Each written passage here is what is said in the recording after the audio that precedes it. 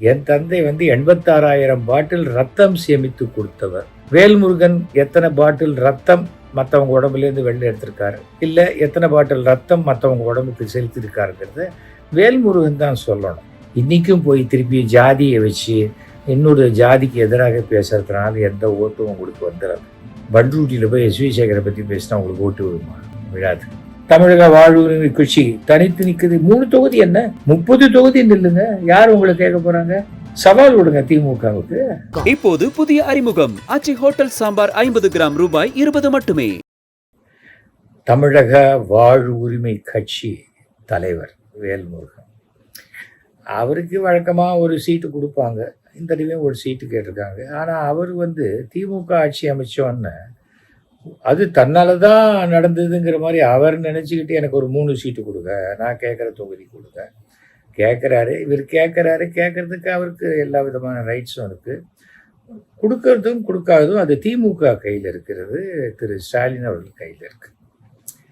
அடிப்படையாகவே வேல்முருகன் ஒரு தடாலடியான அரசியல்வாதிங்கிறது சராசரியாக அரசியலில் இருக்கிற எல்லாருக்குமே தெரியுங்கும் போது முதலமைச்சருக்கு அது தெரியாது இருக்குமா? சொல்லுங்கள். அவருக்கு தவறுமா ஐஎஸ், சிபிசிஐடி, எஸ்பிசிஐடி எத்தனை ஃபோர்ஸ் வச்சுருக்காங்க, மிஷினரி வச்சுருக்காங்க.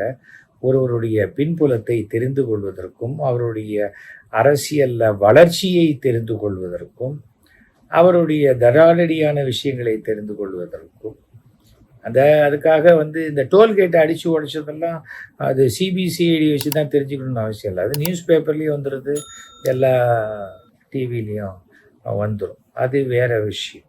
ஆனால் அவருக்கு சீட்டு கொடுக்குறாங்க கொடுக்கலைங்கிறது வேற விஷயம். அதை தாண்டி முதலமைச்சருடைய சமூக நீதிக்கு ஏதோ பங்கம் வந்துட்ட மாதிரியும், சமூக நீதிக்கு எதிராக பேசினவங்களெல்லாம் கூப்பிட்டு வச்சு அந்த நடிகருடைய அப்பா பேரில் தெருவுக்கு பேர் வச்ச மாதிரியும் இதெல்லாம் பேச வேண்டிய அவசியமே வேல்முருகனுக்கு இன்னைக்கு கிடையாது. இப்போ திமுகவில் சீட்டு இல்லை, கதவு சாத்தியாச்சு அப்படின்னா அடுத்த கதவு எங்கே திறந்திருக்குன்னு போக வேண்டிய பதட்டத்திலையும் சூழ்நிலையிலையும் இருக்க வேண்டியவர் என்னை பற்றி பேச வேண்டிய அவசியம் இல்லை, என் தந்தையை பற்றி பேச வேண்டிய அவசியம் இல்லை. என் தந்தை 86,000 பாட்டில் ரத்தம் சேமித்து கொடுத்தவர். வேல்முருகன் எத்தனை பாட்டில் ரத்தம் மற்றவங்க உடம்புலேருந்து வெளில எடுத்திருக்காரு, இல்லை எத்தனை பாட்டில் ரத்தம் மற்றவங்க உடம்புக்கு செலுத்திருக்காருங்கிறத வேல்முருகன் தான் சொல்லணும் இல்லையா? இன்னைக்கு அது மாதிரி எத்தனையோ ஒரு விஷயங்கள் இருக்கு. எங்கள் அப்பா கிட்டத்தட்ட 100 அனாதை படங்களை அடக்கம் செய்தவர். கமலஹாசன் இன்னைக்கு தன்னுடைய நற்பணி மன்றமாக ரசிகர் மன்றத்தை மாற்றுவதற்கு எங்கள் அப்பா ஒரு முக்கியமான காரணமாக இருந்திருக்கிறார். எங்கள் அப்பாவை பற்றி தெரியலன்னா கூகுளில் பார்த்து தெரிஞ்சுக்கங்க. ஒருவேளை உங்களுக்கு கூகுள் பார்க்க தெரியலன்னா பார்க்க தெரிஞ்சவங்களை கேட்டு தெரிஞ்சுக்கங்க இல்லையா? அதை விட்டுட்டு முதலமைச்சருக்கு உங்களுக்கு பதில் சொல்றதுக்கு உங்ககிட்ட விஷயம் இல்லைன்னா அதுக்கும் நான் தான் விஷயம் கொடுக்கணுமா உங்களுக்கு? சொல்லுங்க. நாங்கள் என்ன சமூக நீதிக்கு எதிராக என்ன பண்ணிட்டோம்னா, நாங்கள் என்ன சொல்கிறோம், இன்னைக்கு ஒரு 70 வருஷம் முன்னாடி இருந்திருக்கலாம். 70 வருஷத்துக்கு முன்னாடி உங்கள் தாத்தாவுடைய தாத்தாவுடைய தாத்தாவுடைய தாத்தா ஏதாவது ஒரு தப்பு பண்ணியிருந்தா அதுக்கு உங்களை தண்டிச்சா நீங்கள் சும்மா இருப்பீங்களா? இதுதாங்க நியாயம் அப்படின்னு கேட்க மாட்டீங்களா? அதைத்தான் நாங்கள் கேட்குறோம். நாங்கள் எதுக்குமே நாங்கள் இதுவும் ஜாதி கலவரத்தில் போய் ஈடுபட்டிருக்கோமா? இல்லை அறிவாள் எடுத்துக்கிட்டு சுற்றுறோமா? ஆணவ கொலை பண்ணியிருக்கோமா? நீங்கள் ஏன் எங்களை வம்புக்கு இழுக்கிறீங்க? நாங்கள் என்ன பண்ணிட்டோம் உங்களை? உங்களுக்கு தான் உங்களுடைய தலைவர் உண்மையான நீங்கள் உங்களுடைய சமூகத்துக்காக நீங்கள் போராட போறீங்கன்னா தந்தைக்கும் மகனுக்குமான ஒரு போராட்டத்தில் ஐயா ராமதாஸ் ஐயா நான் உங்களை ஆதரிக்கிறேன், நான் வரேன், உங்களுக்கு உங்களால் தான் நான் வந்தேன் அப்படின்னு நீங்கள் அவர்கிட்ட தான் போய் சேர்ந்துருக்கணும். அதை விட்டுட்டு என்ன எங்கே எழுக்கிறீங்க? நான் ஏதாவது கட்சி வச்சுருக்கேன்னா, நான் ஏதாவது மயிலாப்பூரில் சீட்டு கேட்டேன்னா, இல்லை பண்ருட்டி சீட்டு எனக்கு தான் கொடுக்கணும்னு நான் சொன்னேன்னா, எதை மைக்கை பார்த்தாக்க எதை வேணா பேசணுங்கிறத இன்னுமா நீங்கள்லாம் கற்றுக்கலை? எனக்கு ஆச்சரியமாக இருக்குது. அரசியலில் நீங்கள் எனக்கு தெரிஞ்சு 2006 நான் சட்டமன்ற எம்எல்ஏவாக இருந்தபோது நீங்களும் தான் இருந்திருக்கீங்க. அப்போ எவ்வளோ பாராட்டி பேசியிருக்கீங்க. நீங்கள் கையில் சூட்கேஸோடு வருவீங்க, சூட்கேஸோடு போவீங்க, அதெல்லாம் நான் பார்த்துருக்கேன். அந்த சூட்கேஸ்க்குள்ளே என்ன இருக்குன்னு நான் என்னைக்காவது கேட்டிருக்கேன்னா? வரும்போது காலி சூட்கேஸாக இருந்ததா, போகும்போது அது ஹெவியாக இருந்ததா, அதெல்லாம் நான் கேட்டிருக்கேனா? நான் கேட்டதே கிடையாது. நான் கேட்க மாட்டேன். ஏனென்றால் அது உங்கள் சூட்கேஸ். அதுக்குள்ளே என்ன வேணால் கொண்டு வரதுக்கு உங்களுக்கு ரைட்ஸ் இருக்குது இல்லையா? சமூக நீதியை பற்றி நாங்கள் எதிர்க்கிறீங்க. உங்களுக்கு கலைஞரை பற்றி தெரிஞ்சிருக்கணும்னு நினைக்கிறேன். தெரிஞ்சிருக்கோம் இல்லையா? ஏன்னா அவர் தானே அப்போ சீட்டு கொடுத்தாரு. கலைஞர் தன்னுடைய நெஞ்சுக்கு நீதி 5வது பாகத்தில் என்னை பற்றி அரை பக்கம் எழுதியிருக்காரு. வேணா படித்து பார்த்துக்கங்க. ஓகேயா? இன்றைக்கும் போய் திருப்பி ஜாதியை வச்சு இன்னொரு ஜாதிக்கு எதிராக பேசுறதுனால எந்த ஓட்டும் உங்களுக்கு வந்துடாது. ஓகே? பண்ருட்டியில் போய் எஸ்வி சேகரை பற்றி பேசினா உங்களுக்கு ஓட்டு விடுமா? விழாது. ஃபர்ஸ்ட் ஆஃப் ஆல் முதலமைச்சர் உங்கள் தோளில் கையை போட்டு, என்ன வேல்முருகன் எப்படி இருக்கீங்க, நல்லா இருக்கீங்களா அப்படின்னா அது ஒரு பெருமையாகத்தான் நீங்கள் நினைக்கிறமே தவிர, பதிலுக்கு என்ன எப்படி இருக்கீங்க அப்படி பதிலுக்கு நீங்களும் அவர் தோளில் கை போடணும்னு நினச்சிங்கன்னா, அதுக்கு நீங்கள் ஒரு 75 வருஷம் ஒரு கட்சியை ஆரம்பித்து திரு ஸ்டாலின் அவர்களோட ஒரு 2 வயசு பெரியவராக இருந்து என்னைக்காவது ஒரு முறை மொத்தமாக உங்கள் தலைமையில் ஆட்சி அமையும் போது தான் நீங்கள் அப்படி பேச முடியும். ஸ்டாலின் அவர்கள் உங்ககிட்டலாம் ரொம்ப பெருந்தன்மையாக நடந்துக்கிறார் அப்படின்னா அது அவரை பலகீனம்னு நீங்கள் நினைக்கிறது, அது உங்களுக்கு தான் பலகீனமாக போகும். இதெல்லாம் அரசியலுடைய அடிப்படை பாடங்கள். தேர்தல் நேரத்தில் அப்படியே தேர்தல் தேதியில் அறிவித்த நேரத்தில் கழுத்தில் கத்திய வைக்கிற மாதிரி எனக்கு இது தான் வேணும், எனக்கு இது தான் வேணும், கொடுத்தா பண்ணுவேன், இல்லைன்னா போங்க. நீங்கள் போகிறதும் போகாதும் உங்கள் இஷ்டம். ஆனால் அந்த மிரட்டல் இருக்கவே கூடாது. எங்கேயுமே வேண்டுகோள் வைக்க வேண்டிய இடத்தில் மிரட்டல் என்றைக்குமே பலனளிக்காது. ஞாபகம் வச்சுக்காங்க. இன்றைக்கி அரசியலில் ஒரு கூட்டணியை எப்படி அனுசரித்து போகிறதுங்கிறது என்னுடைய அருமை நண்பர், நான் யாரை சொல்கிறேன்னு உங்களுக்கு தெரியுமா? திருமா அவர்களை கேட்டு தெரிஞ்சுக்காங்க. திருமாவை பார்த்து தெரிஞ்சுக்காங்க. இதே திருமாவை நான் 2002 தேர்தலுக்கு நான் வரமாட்டேன்னு சொன்னபோது, அப்படியே நீங்கள் சொல்கிறீங்க ஏரி மேலே கோச்சிக்கிட்டு இது பண்ணாத போகிற மாதிரிலாம் இருக்கக்கூடாது, நீங்கள் என்னையும் நீங்கள் சேர்க்கணும், நானும் வந்து நிற்கணும் நீங்கள் அரசியலுக்குள்ள அப்படின்னு சொன்னவன்னா, இன்றைக்கும் திருமா எனக்கு நல்ல நண்பர். ஒரு கூட்டத்தில் நான் எங்கேயாவது நான் அவரை கவனிக்கலைன்னா கூட அவர் என்னை பார்த்து வணக்கம் சொல்லக்கூடிய நண்பராக இன்றைக்கும் இருக்கார். கருத்து வேறுபாடு 1000 இருக்கலாம். அதுக்காக ஏன் வெறுக்கணும்? உடனே பேசணும்.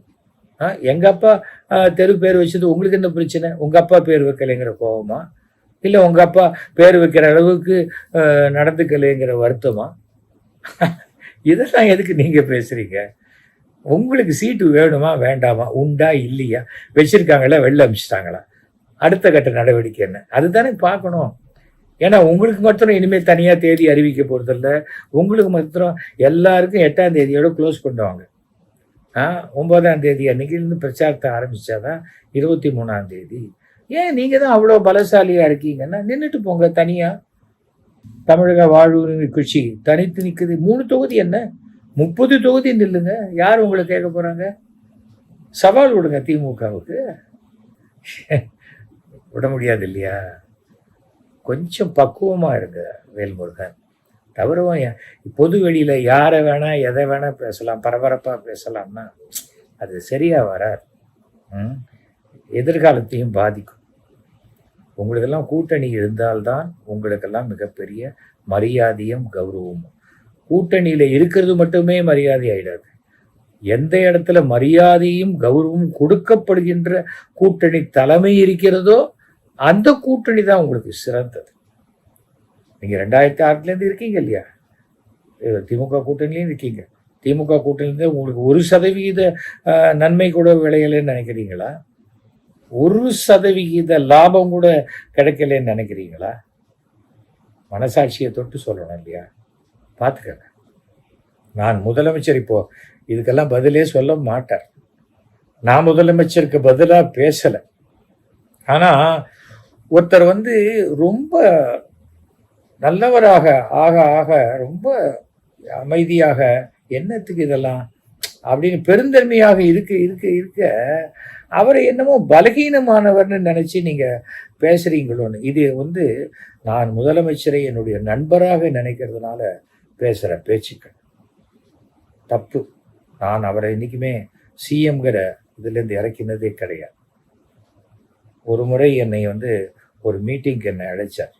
நான் அப்போது அதிமுகலேருந்து விலக்கப்பட்டிருக்கிறேன். தலைவர் வந்து நாளைக்கு உங்களை வர சொன்னார் அப்படிங்கிறார். யார்? துணை முதல்வர் ஸ்டாலின் அவர்கள். நான் சொன்னேன், எனக்கு நீங்கள் தான் சார் தலைவர். தலைவரோட தலைவர் கூப்பிட்டார், நம்ம தலைவருக்கெல்லாம் தலைவர் கூப்பிட்டாருனாக்க நான் வந்துட்டு போகிறேன் அப்படின்னு சொன்னவன். நான் எதையும் பொய் சொல்ல வேண்டிய அவசியமே இல்லை. ஏன்னா எனக்கு அரசியல் இருந்து எந்த ஆதாயமும் தேவையில்லை. நான் கள்ளசாராயம் காய்ச்சறவன் கிடையாது, ரோடு கான்ட்ராக்ட் எடுத்து பண்ணுறவன் கிடையாது, மணல் வியாபாரம் பண்ணுறவன் கிடையாது. ஒழுங்காக டேக்ஸ் கட்டிக்கிட்டு என்னுடைய வருமானத்தில் வாழ்க்கையை கடன் இல்லாமல் சிறப்பாக நடத்தி கொண்டிருக்கும் அப்படியே காலரை உயர்த்தி சொல்லக்கூடிய ஒரு குடிமகன். அதனால் எனக்கு நான் இருக்கும் இடத்தில் மரியாதை ரொம்ப முக்கியம், கௌரவம் ரொம்ப முக்கியம். எனக்கு 1000 கொள்கைகள் வேறுபாடு இருக்கலாம். கொள்கைகள் வேறுபாடு இருக்கிறது வேற, மனிதர்களை வெறுக்கிறது வேற. என்னால் எந்த ஒரு மனிதனையும் வெறுக்க முடியாது. திராவிட கழகத்துக்கும் கொள்கைக்கும் எனக்கும் ஆகவே ஆகாது. ஒரு நாள் ரயிலில் ஆசிரியர் வீரமணி ஐயாவை பார்க்குறேன். வணக்கம், ஏன் நல்லா இருக்கீங்களா, எப்படி இருக்கீங்க, ஹெல்த்தெல்லாம் நல்லா இருக்கா, அன்றைக்கி கூட உங்களை டாக்டர் மோகன் காமேஸ்வரன் உடைய ஹாஸ்பிட்டலில் பார்த்தேன், எப்படி இருக்கீங்க, இப்போ ஹெல்த்தை பார்த்துக்கங்க, நல்லபடியாக இருக்கணும். அவர் பிறந்த நாளைக்கு நான் ஃபோன் பண்ணி வாழ்த்து சொல்கிறேன். என்ன தப்பு? அவருக்கு அவர் கருத்து, எனக்கு என் கருத்து, அவ்வளோதானே. அதுக்காக அவர் இருக்கிற ஊரில் நான் இருக்க மாட்டேன்னு சொல்ல முடியுமா? இல்லை நான் இருக்கிற ஊரில் அவர் இருக்கக்கூடாதுன்னு சொல்ல முடியுமா? அதெல்லாம் யாரும் எதையுமே சொல்ல முடியாதுங்க. நான் இறைவனை நம்புகிறேன், 100% கடவுளை நம்புகிறேன். யாரும் யாரையும் அழிக்கவும் முடியாது, வாழ வைக்கவும் முடியாது. கடவுள் மட்டும்தான் அதை வாழ வைக்க முடியும் நான் நினைப்பேன். ஆனால் கடவுள் நம்பிக்கை இல்லாதவர்களுடனும் என்னால் சகஜமாக பழக முடியும். நான் வந்து வேற. நீங்கள் மற்ற அரசியல்வாதி மேலே நினச்சி என்னை போய் வம்பு கேட்காதீங்க, நல்லா இருக்காது. எனக்கும் வாய் சும்மா இருக்காது. எனக்கு 2ல் சனி. என் வாயில் விழுந்து யாரும் புறப்படக்கூடாதுன்னு ஜோதிடம் தெரிந்தவர்கள் சொல்லுவார்கள். அதனால் ஒருவேளை உங்களுக்கு திமுகவில் கதவு சாத்தப்பட்டால் இருக்கவே இருக்கு அதிமுக, இருக்கவே இருக்கு. இப்போ அதெல்லாம் விட்டுருங்க. அதிமுக என்ன அதிமுக, தாவேக்கா விடவா நம்ம ஊரில் 30 சீட்டு கொடுப்பாங்க உங்களுக்கு, அங்கே ஜாயின் பண்ணிக்கோங்க, அவ்வளோதானே. ஆட்சி அமைச்சிட்டு போங்க, நீங்களே துணை முதல்வராக இருந்துட்டு போங்க. கனவு காணுவதற்கு எல்லாருக்கும் உரிமை இருக்கு இல்லையா? கனவு காணுங்க, ஒன்றும் பிரச்சனையே கிடையாது. உங்களுக்கு என்னுடைய வாழ்த்துக்களை தெரிவித்துக் கொள்கிறேன் வேல்முருகன். ரொம்ப அது அசம்பிளியில் ஆவேசமாக பேசுகிற மாதிரியே எல்லா சமயத்துலையும் ஆவேசமாக பேசினீங்கன்னா நீங்கள் உங்களுடைய மக்களுக்காக தான் பேசுகிறீங்கன்னு யாரும் நினைக்க மாட்டாங்க. அதுக்குள்ளே ஏதோ ஒரு மோட்டிவ் இருக்கு அப்படின்னு தான் சின்னதாக யோசிப்பாங்க. பார்த்துக்காங்க. ஓகே, தேர்தல் வர்றது யார் எங்கே இருந்தாலும் வெற்றி என்பது திமுகவுக்கு மட்டும்தான். மாண்புமிகு தமிழக முதல்வர் ஸ்டாலின் 2வது முறையாக அரியணை ஏறுவார். எப்படி தெரியுமா? ஃபுல் மெஜாரிட்டியோட. ஃபுல் மெஜாரிட்டி, அதாவது மொத்த சீட்டும் அதில் கூட்டினீங்கன்னு சொன்னால் ஒரு ஆட்சி அமைப்பதற்கு உண்டான அத்தனை சீட்டுகளுமே திமுக வசம் இருக்கும். கூட்டணி கட்சிகளும் கூட இருக்கும், அவர்களும் வெற்றி பெறுவார்கள். அதனால் நீங்கள் வந்து எந்த விதமான டவுட்டு வேண்டாம். இந்த மாதிரியான பிரச்சனைகள் எல்லாம் ஒரு 2 வருஷம் முன்னாடி 3 வருஷம் முன்னாடியே சொல்லி அப்போவே தீர்மானிக்க வேண்டிய விஷயம். கடைசி நிமிஷத்தில் சொன்னால் தான் நமக்கு கிடைக்கும்னு நினச்சா அது ஒரு தேர்ந்த அரசியல்வாதியோடைய இதுவாக இருக்காது. காங்கிரஸ் அந்த முடிவு எடுத்தாலும் சரி, நீங்கள் எடுத்தாலும் சரி, இது நான் வெளியிலேருந்து சொல்லக்கூடிய கருத்து, என்னுடைய கருத்து. இது ஜனநாயக நாடு தானே, நான் ஒன்றும் தப்பாக சொல்லலையே. நான் இப்போ இல்லை, 2011 சொன்னேன். 56 சீட்டு கேட்ட போது ஜெயிக்க போகிறது 5 சீட்டு, இதுக்கு 56 சீட்டுன்னு சொன்னேன். என்னை கட்சியை விட்டு வெளில அமிச்சாங்க. அது வேற விஷயம். நான் சொன்னது தானே நடந்தது, அவ்வளோதான். நான் சோவுடைய சிஷ்யன், என்னுடைய மானசீக குரு திரு சோ அவர்கள். உங்களுக்கு சோவை பற்றி என்ன கருத்து வேணா இருக்கலாம், ஆனால் நான் அப்படித்தான். ஆனால் என்னால் எல்லாரிடமும் நல்ல பழக்கம். நான் வெஜிடேரியன் தான். ஆனால் நான் வெஜிடேரியன் சாப்பிட்றவங்களோட உட்காந்து அதே டேபிளில் என்னால் வெஜிடேரியன் சாப்பிட முடியும். புரியுதா? பஸ்ஸில் உட்காடுறோமே, பக்கத்து சீட்டில் யார், நீ என்ன ஜாதின்னு கேட்குறோமா? நீங்கள் வெஜிடேரியன் தான் நான் வெஜிடேரியன் கேட்குறோமா? நீங்கள் சாமி கும்பிடுறீங்களா இல்லையான்னு கேட்குறோமா? ரயிலில் கேட்குறோமா? சினிமா தேட்டரில் பக்கத்து சீட்டில் கேட்குறோமா? கேட்கறது இல்லைல்ல. அவ்வளோதான். அதுதான் வாழ்க்கை. அப்படி தான் நான் வாழ்ந்து கொண்டிருக்கிறேன். என்னுடைய வாழ்க்கை, என் குலப்பழக்கங்கள், ஜாதி பழக்கங்கள் எல்லாம் என்னுடைய வீட்டுக்குள்ளே இருக்கிற இந்த 6000 ஸ்கொயர் ஃபீட்டுக்குள்ளே அதை நான் வச்சுப்பேன். அதை கேட்குறதுக்கு யாருக்கும் உரிமை கிடையாது. ஓகே, சந்திப்போம். வாழ்த்துக்கள். நம்ம எப்படி மீட் பண்ணுவாங்க பிரச்சாரத்தில். நீங்கள் வரும்போது இதில் நான் வந்து கூட பிரச்சாரம் பண்ணலாம்.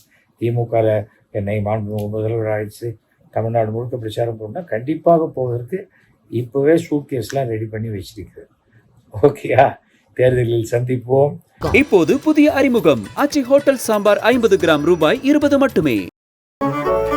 மின்னம்பலம்.com தமிழின் முதல் மொபைல் பத்திரிகை.